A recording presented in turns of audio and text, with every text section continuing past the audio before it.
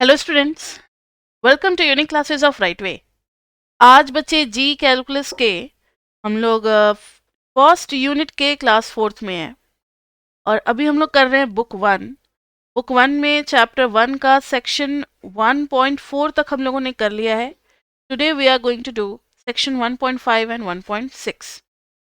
तो 1.5 जो है ना बच्चे, वो कॉन्टिन्यूटी के बारे में है, तो अभी ये 6 हटा देते हैं क्योंकि right now we are going to start 1.5। This is about continuity. सारी बारीकियां हमें समझनी है कॉन्टिन्यूटी ऑफ अ फंक्शन। और ध्यान से पढ़ो क्योंकि जो भी आप कैलकुलस वन में पढ़ रहे हो ना, ठीक है, वो सब कैलकुलस टू में भी होता है। तो कैलकुलस टू भी थोड़ी देर में, मतलब थोड़े दिनों में शुरू हो जाएगा। जब पार्शियल डेरिवेटिव्स आएगा तब हम लोग functions of two and more variables देखेंगे। तो जी में तो सब कुछ एक ही कैलकुलस में दिया हुआ है, तो सेम चीज़ें बार बार रिपीट होंगी आगे चल करके। तो कॉन्टिन्यूटी ऑफ अ फंक्शन, जरा देखना एक graph.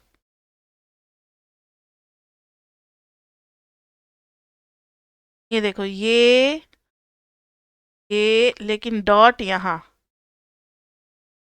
If this is a, F A यहाँ चला या डॉट का मतलब होता है उस पॉइंट पे पर्टिकुलर फंक्शन की value, that is F A. ये लेवल है एल। तो ध्यान से देखना, जब हम लेफ्ट हैंड साइड से जा रहे हैं, हम किसकी तरफ जा रहे हैं? जब बहुत क्लोज हो जा रहे हैं तो हम बहुत क्लोज हो जा रहे हैं एल के। तो इस वाले ग्राफ में क्लियर है कि left hand limit is L. अब अगर वही आप राइट से आते हो तो राइट से भी लिमिट क्या हो जाएगी? एल हो जाएगी। देखना जरा, राइट से यहाँ से शुरू किया, यहाँ नीचे आएंगे, थोड़ा सा और क्लोज हो गए ए के, फंक्शन भी थोड़ा सा क्लोज हो गया एल के। तो right hand limit is also L. But तो अगर लेफ्ट हैंड लिमिट और but is not equal to F A, या आप ऐसे लिख सकते हो, but F A is not equal to L. तो यहाँ लेफ्ट हैंड लिमिट और राइट हैंड लिमिट तो इक्वल हो गए, लेकिन वो एफ ए के इक्वल नहीं है। तो लिखेंगे here limit exist, here limit exist but is discontinuous. Discontinuous क्यों? क्योंकि सब एक जैसे नहीं है। और देखो, अगर आप ग्राफ पे चलते भी हो तो आपको ना बीच में पेंसिल को लिफ्ट करना पड़ेगा, फिर आप आगे जाओगे। कॉन्टिन्यूअस उसको ज्वाइन नहीं कर सकते। यही मतलब ही होता है डिसकॉन्टिन्यूअस। तो अगर आपको ग्राफ में पहचानना हो कि डिसकॉन्टिन्यूअस कहाँ कहाँ है, तो आप उसी पे चलना शुरू करो और देखो आपको कहाँ पेंसिल लिफ्ट करना पड़ा। That point is point of discontinuity. मतलब यही है कि ये कॉन्टिन्यू नहीं कर रहा ग्राफ में। अब कॉन्टिन्यूटी किस टाइप का होगा? डिसकॉन्टिन्यूटी भी मेनी टाइप्स के होते हैं। अभी तो सिर्फ मैंने एक एग्जांपल छोटा सा बताया। कॉन्टिन्यूअस में खुद फंक्शन की वैल्यू भी वही, और ये यहाँ पर एल भी वही है, एफ ए भी वही है। क्या हो जाएगा? Suppose this is a. तो अब आप लोगों को ग्राफ से तो लिमिट देखने आ गया ना, ए के थोड़ा सा लेफ्ट में रहोगे। और बिहेवियर देखो, जैसे जैसे हम क्लोज जाते हैं, फंक्शन किसकी तरफ बढ़ना शुरू कर दिया, और क्लोज गए। देखो फंक्शन यहाँ तो बहुत क्लोज चले गए, फंक्शन भी बहुत क्लोज चला गया एल के। तो left hand limit is L, right hand limit is also L. और यहाँ पर बच्चे F A is equal to L है। तो जब तीनों चीजें सेम हो, left hand limit, right hand limit और फंक्शन की value, then F x is discontinuous. Sorry, जब तीनों चीजें सेम होंगी तो कॉन्टिन्यूअस ना। Then F x is continuous at x is equal to A. तो कॉन्टिन्यूअस के लिए तो एक ही कंडीशन है कि तीनों को सेम होना पड़ेगा बस। लेकिन डिसकॉन्टिन्यूटी में बहुत सारे सिचुएशन अराइज करते हैं, बहुत सारे सिचुएशन अराइज करते हैं। बुक वन में दो ही तीन सिचुएशन दे रखे हैं, फिर बुक टू में जब हम लोग टाइप्स ऑफ डिसकॉन्टिन्यूटी पढ़ेंगे, यही सेक्शन 1.6 के बाद, तो वहां पे पढ़ेंगे discontinuity of first kind, discontinuity of second kind, removable discontinuity, ये सब पढ़ेंगे वहां पे हम लोग। ठीक है, अभी जो जितना आपके बुक में बता रखा है वो बताते हैं। सपोज करो, ये तो डिसकॉन्टिन्यूस तो आप समझ गए। कभी फंक्शन में left hand limit, right hand limit और फंक्शन की वैल्यू। तो यहाँ देखो तो लेफ्ट हैंड लिमिट कुछ और है, देखो यह है L1, this is a, this is fa. Left hand limit is not equal to fa. fa is equal to right hand limit. तो इसको हम लोग कहते हैं जंप डिसकॉन्टिन्यूटी. क्या कहते हैं? Jump discontinuity. क्योंकि ग्राफ के लिए हमें जंप करके जाना पड़ेगा. ठीक है, तो this is called jump discontinuity. Jump discontinuity में एक और आ सकता है, जब लेफ्ट हैंड लिमिट और फंक्शन की value same but right hand limit is something else. तो left hand limit is equal to F A but is not equal to right hand limit. तो भी क्या हो जाएगा? Jump discontinuity. एक और आपके बुक में बता रखा है, मान लो कभी ग्राफ ऐसे आ जाए, दिस इज ए का कोई मुझे लेफ्ट हैंड लिमिट बताएगा? जल्दी बताओ. Left hand limit is what? A के बहुत लेफ्ट में आपको एक वर्टिकल लाइन ड्रॉ कर देना है. तो आप जा रहे हो प्लस इन्फिनिटी की तरफ. राइट हैंड लिमिट करोगे तो भी क्या, कहाँ जा रहे हो बताओ? राइट में देखोगे तो प्लस इन्फिनिटी की तरफ. हेंस लिमिट एग्जिस्ट कर रहा है क्योंकि दोनों सेम है. Hence limit x tending to a fx is equal to infinite limit हो गया ये. लेकिन फंक्शन की वैल्यू तो हमें पता ही नहीं है. मान लो अगर फंक्शन की वैल्यू मैंने यहां दे दी तो l is not equal to F A. पता है इसको किस नाम से जानते हैं? Infinite discontinuity. अगर कभी क्वेश्चन में आ जाए कि suppose it has infinite discontinuity at x is equal to 5, तो आप समझ जाना कि 5 पे जो है ना ग्राफ कुछ ऐसे जा रहा है इन्फिनिटी की तरफ. इनफाइनाइट डिसकॉन्टिन्यूटी का मतलब यही होता है. तो अभी हमने दो डिसकॉन्टिन्यूटी जाने, एक जंप डिसकॉन्टिन्यूटी और एक इनफाइनाइट डिसकॉन्टिन्यूटी. और थोड़ा सा हम एप्सिलॉन डेल्टा डेफिनेशन भी आपको बताना चाहेंगे. Epsilon delta definition for continuity. For continuity, there are two ways we can prove any continuous function. पहला, फर्स्ट में कहते हैं कि आप fx minus L is less than epsilon for all x minus A less than delta कर दो.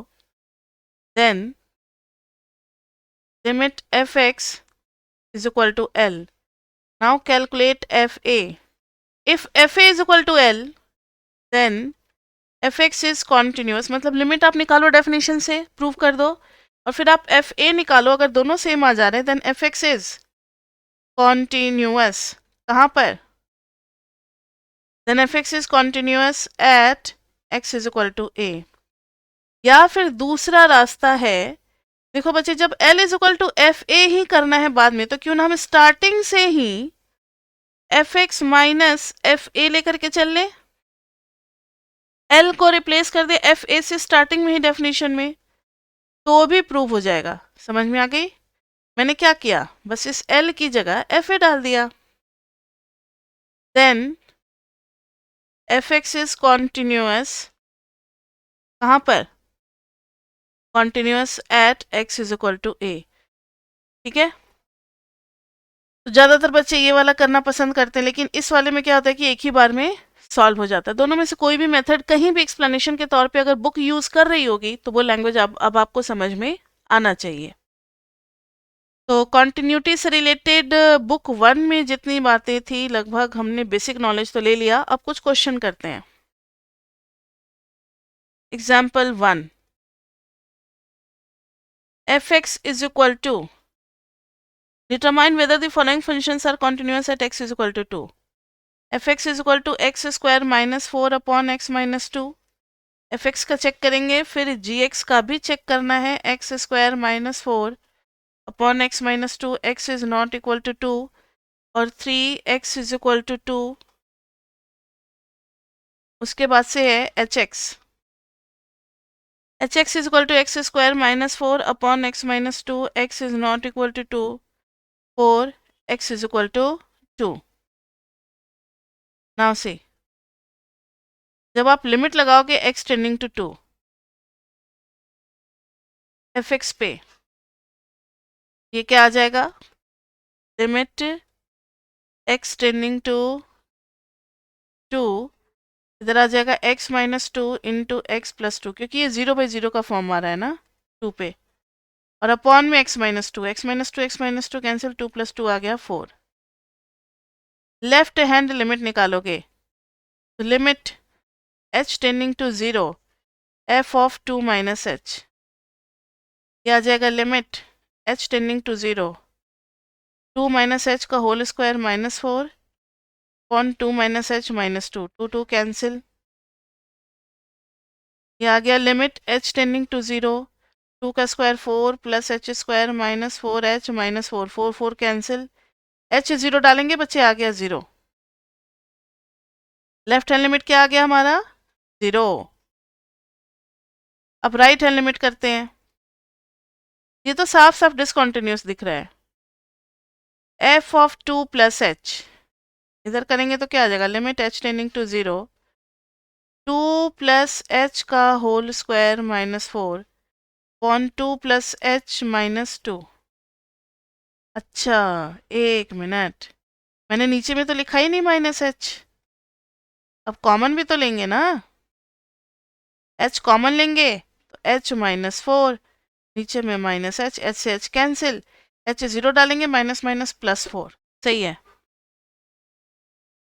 अब इधर देखना 2 2 कैंसिल, तो आ क्या गया, limit h tending to 0 4 plus h square plus 4h minus 4 upon में h, ये cancel, this one is limit h tending to 0, h common ले लेंगे तो h plus 4 by h cancel, this is 4, तीनों के तीनों सेम है 4 4 4, हेंस क्या आ गया, कॉन्टिन्यूअस।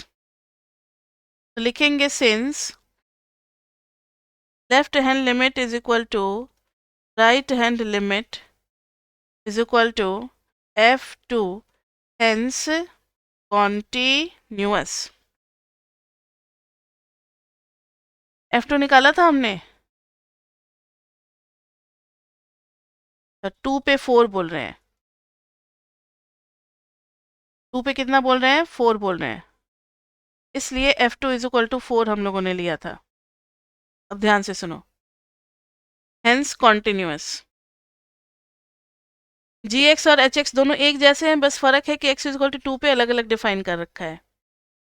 तो hx में तो पता है कि x इज इक्वल टू 2 पे 4 डिफाइन कर रखा है,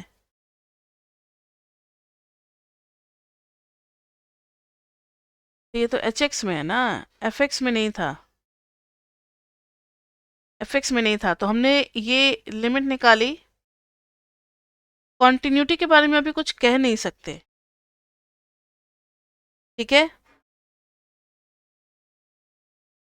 एक मिनट, हमने गलती से hx का देख लिया, fx को देखना था ना, अभी तो हमने fx के लिए सॉल्व किया है, हेडिंग दे दो fx, fx में तो कुछ डिफाइन ही नहीं किया कि 2 पे कितना लेना है, तो it does not exist, just a minute, f2 is equal to 0/0 does not exist,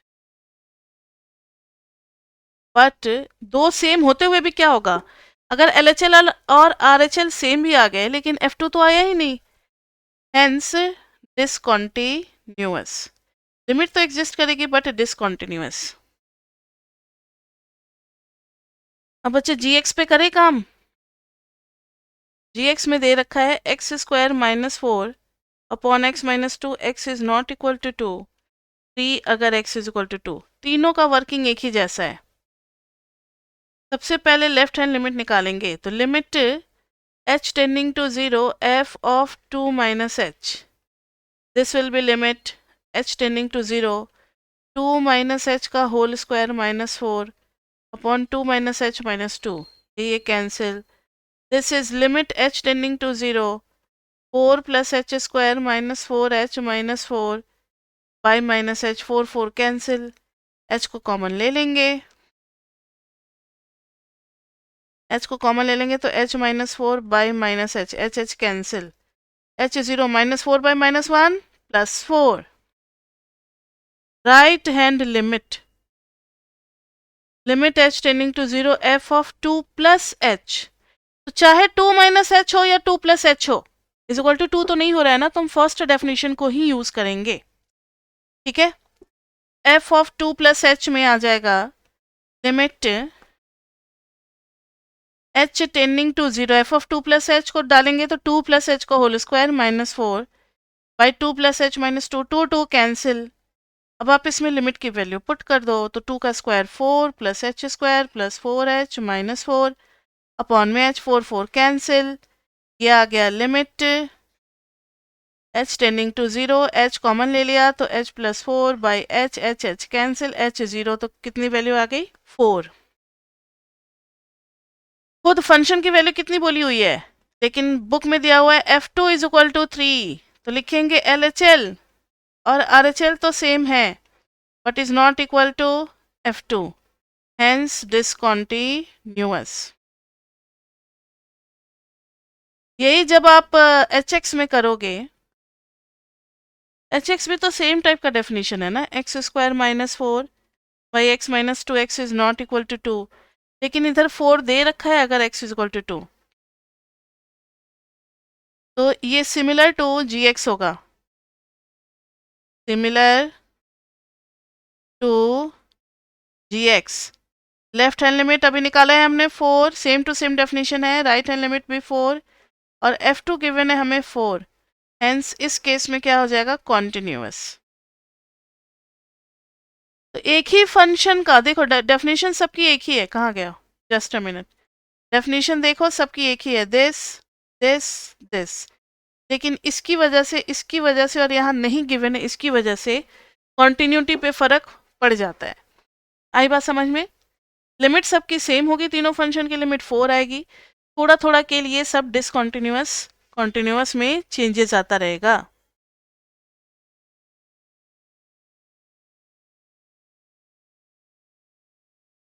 next है continuity on an interval. Continuity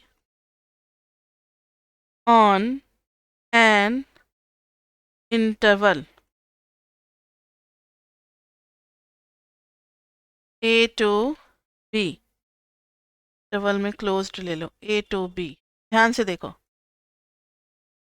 सबसे पहले तो हम लोग देखेंगे f is continuous on open interval A to B। जो जनरलाइज्ड फंक्शन होता है उसी को चेक करेंगे whether the function is continuous और नॉट। वो हो जाएगा A to B, मतलब अगर किसी भी x पे है A to B के बीच में तो वो हर जगह होगा। लेकिन एट A, ये मैंने आपको शायद पहले भी बताया होगा कि A पे खाली फंक्शन और राइट हैंड साइड से अगर कॉन्टिन्यूअस हो गया तो कॉन्टिन्यूअस हो गया। At A if f A is equal to right hand limit, left hand limit कहाँ से निकालेंगे, पॉसिबल ही नहीं है, जब डिफाइंड ही नहीं है, ए से लेफ्ट का कोई भी पॉइंट डोमेन में लाई ही नहीं कर रहा है, कहाँ से उस पर फंक्शन की वैल्यू निकालेंगे। तो बस लेफ्ट एंड पॉइंट पे हम राइट हैंड साइड से ही बस कॉन्टिन्यूटी चेक करते हैं, और राइट एंड पॉइंट पे हम लेफ्ट हैंड लिमिट और खुद फंक्शन की वैल्यू, बस यही दो चेक करेंगे। At b if f b is equal to left hand limit then it is continuous पूरे इंटरवल पे, then it is continuous at closed interval A to B। Now see बच्चे, इसी पे बेस्ड एक क्वेश्चन करने जा रहे हैं हम लोग। एग्जाम्पल नंबर 2, क्वेश्चन में दिया हुआ है what can you say about, what can you say about this about continuity of the function, about continuity of the function fx is equal to root under 9 minus x square। ध्यान से देखो, सबसे पहले इसमें कोई पॉइंट हमें नहीं दिया हुआ है कि किस पॉइंट पे कॉन्टिन्यूटी चेक करनी है, और कोई इंटरवल भी नहीं दिया हुआ है, तो डोमेन हमें खुद से निकालना पड़ेगा।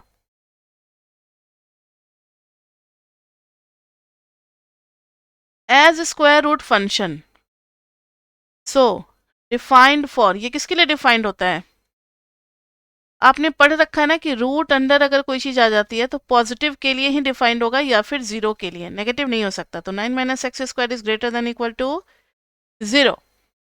अगर ये greater than equal to zero है तो उसका रूट डिफाइंड होगा। अब आप इसको ब्रेक कर दो, 3 minus x into 3 plus x is greater than equal to zero. अब आप बना दो -3 और +3, 3 इंटरवल आ रहे हैं, सब में साइन चेक करना है, एफ एक्स का ही साइन चेक कर रहे हैं। F x is what 9 minus x square. Now tell me where this 9 minus x square is positive and where it is negative. अगर आप 3 से बड़ी वैल्यू लेते हो तो ये नेगेटिव, ये पॉजिटिव, तो नेगेटिव आ गया। -3 और 3 के बीच में अगर जीरो लेते हो तो दिस इज पॉजिटिव। -3 से छोटी अगर लेते हो like -4, this is going to be positive, this is negative, again we are getting negative. So our domain is -3 to 3।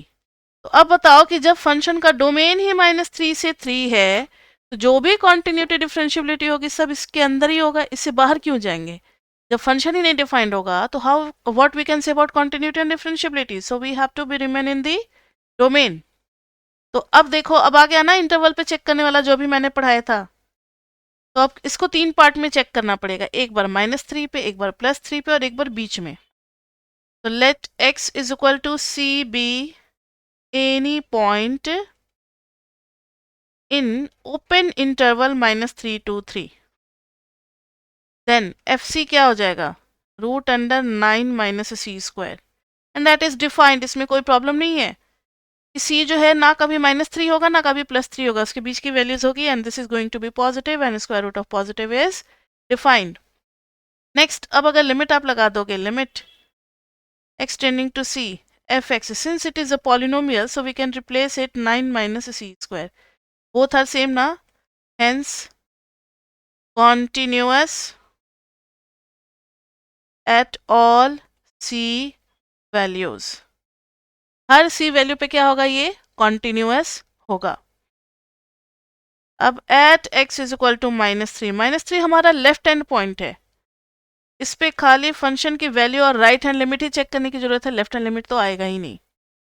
f of -3 is 9 minus -3 का square is equal to 0। Right hand limit निकालेंगे तो limit h tending to 0 √9 -3 plus h का whole square, यही है ना 9 minus x square. हाँ जी, तो ये आ जाएगा limit h tending to 0 √9 -9 minus h square -6h और बाहर निकल करके +6h, ये कैंसिल, h अगर 0 डालेंगे तो 0 ही आ गया। तो इस पे भी आ गया, hence continuous at x is equal to -3। बहुत इंपॉर्टेंट क्वेश्चन है, ये आ सकता है पेपर में, मैंने आपको पहले ही बता दिया। At x is equal to +3 भी चेक करने की जरूरत है। तो +3 पे खाली हम लोग दो चीजें चेक करेंगे, एक तो f3 और एक left hand limit, because +3 is the right hand point.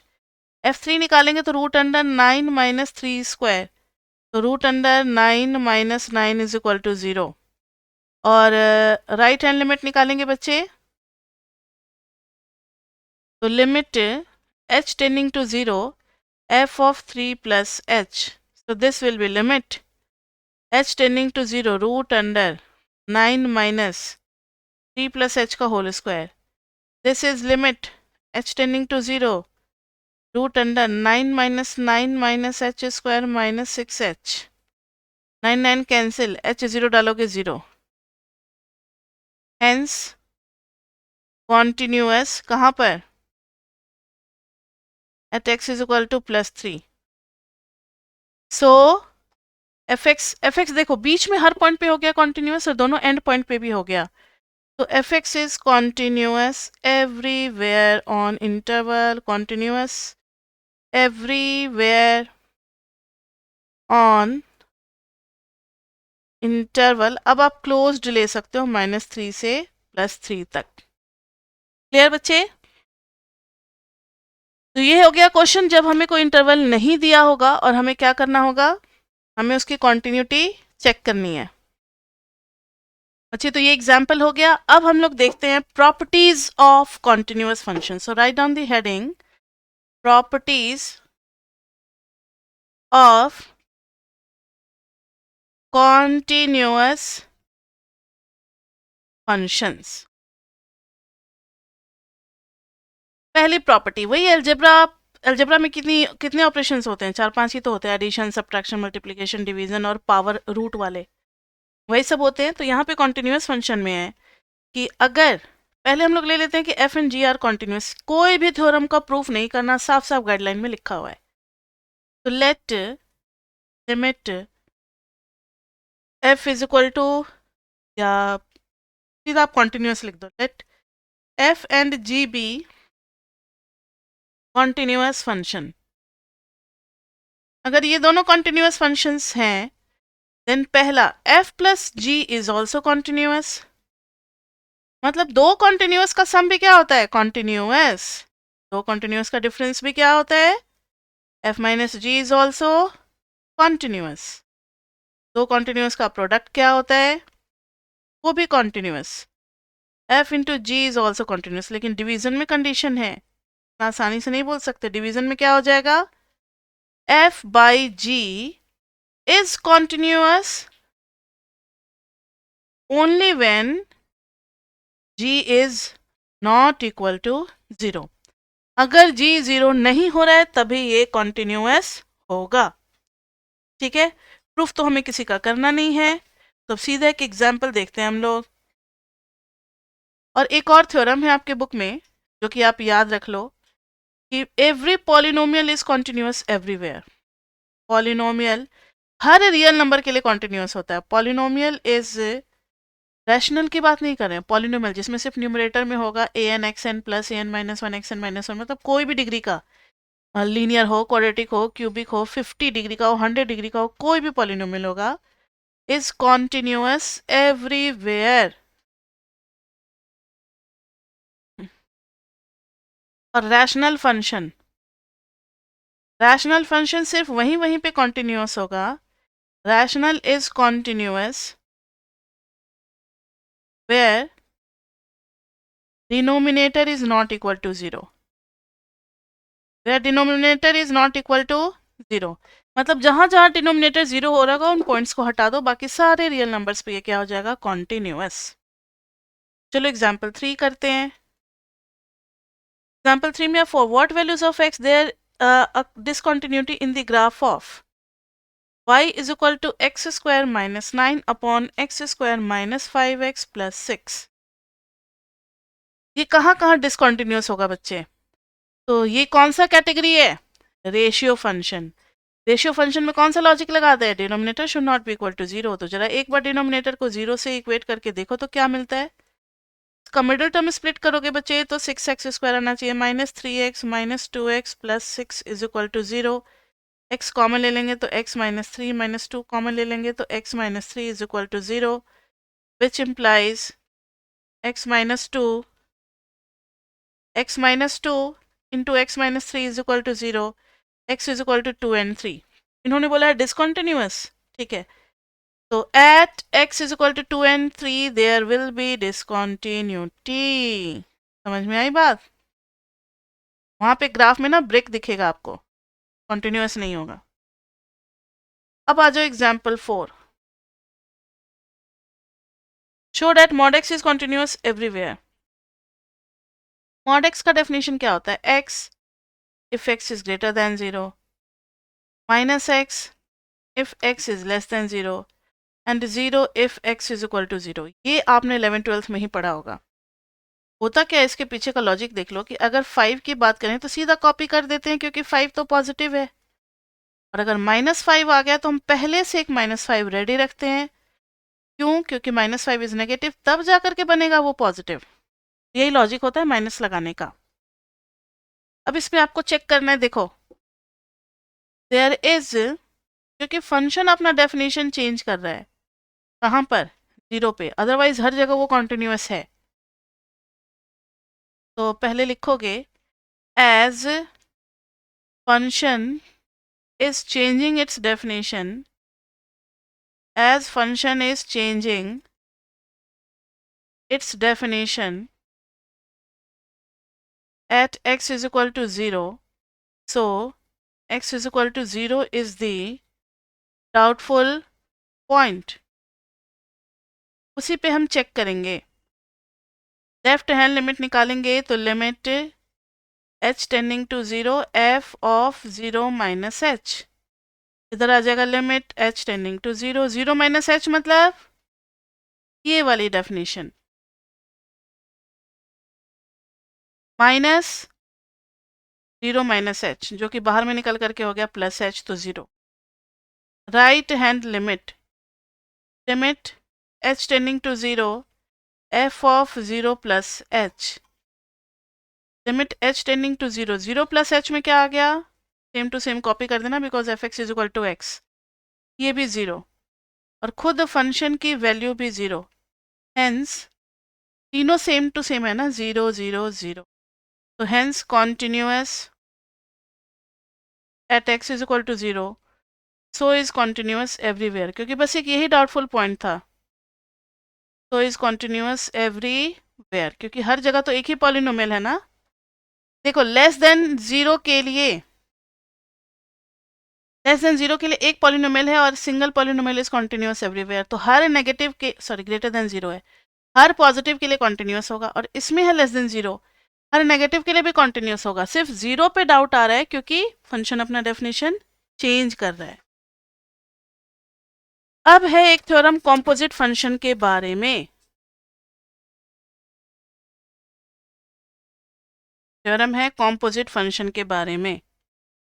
Limit x tending to c, अगर f के अंदर में gx है, ये हो जाएगा f limit x tending to c x. मतलब पहले gx पे लिमिट लगा दो फिर फंक्शन f भी अप्लाई कर सकते हो उसके ऊपर. बात एक ही है, ठीक है. फॉर एग्जाम्पल मैंने आपको दे दिया limit x tending to 3 mod में 5 माइनस एक्स स्क्वायर. आप क्या करोगे कि मॉड के अंदर लेते जाओगे. बाहर वाला फंक्शन क्या है, F x is mod x. Limit x को अंदर लेते जाओगे 5 minus x square.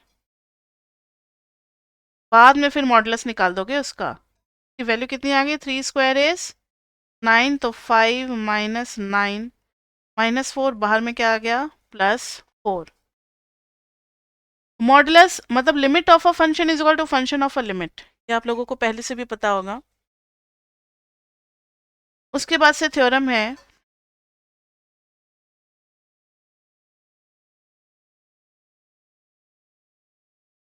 if g is continuous at c and f is continuous at gc, then f of g is also continuous at x is equal to. ध्यान से सुनो, का proof तो करना नहीं है. मान लो ये c है, पहले कौन सा फंक्शन लग रहा है, जी एक्स, तो आपको मिलेगा c जो कि इससे कनेक्टेड होगा. फिर gc पे आप लगा रहे होंगे f x, f of g of x, इधर मिलेगा f के अंदर में. इसीलिए हम लोग देख रहे हैं कि पहले c से जो gc आ रहा है दैट मस्ट बी कॉन्टिन्यूस. अगर ये कॉन्टिन्यूस है तो फिर इस पे जब f निकालेंगे तो वो भी क्या होगा, कॉन्टिन्यूस होगा. इसका प्रूफ नहीं करना है, लेकिन क्वेश्चन में अप्लाई कर सकते हैं अगर कोई क्वेश्चन आ गया तो. Theorem continuity of inverse function. continuity of inverse function. यह थ्योरम नंबर 1.5.7. इन्होंने कहा था कि if f is one to one function that is continuous at each point of its domain, then f inverse is continuous at each point of its domain. ठीक है, ध्यान से सुनो. if f is continuous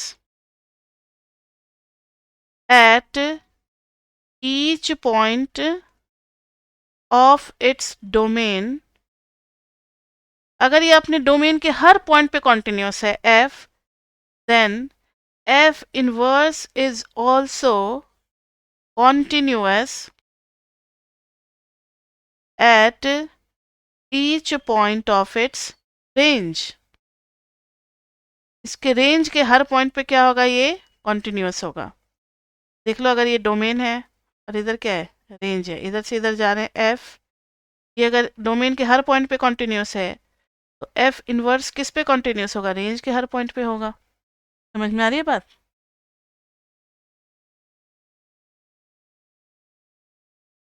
example number 5, इसी का application है। Show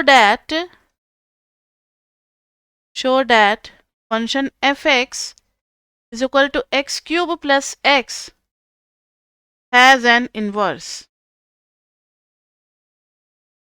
Is f inverse continuous at each point in minus infinity two plus infinity. ध्यान से देखिए बच्चे, इनवर्स के लिए क्या कंडीशन होती थी, 1 1 ऑन टू ना, याद है आपको, 11th 12th में पढ़ा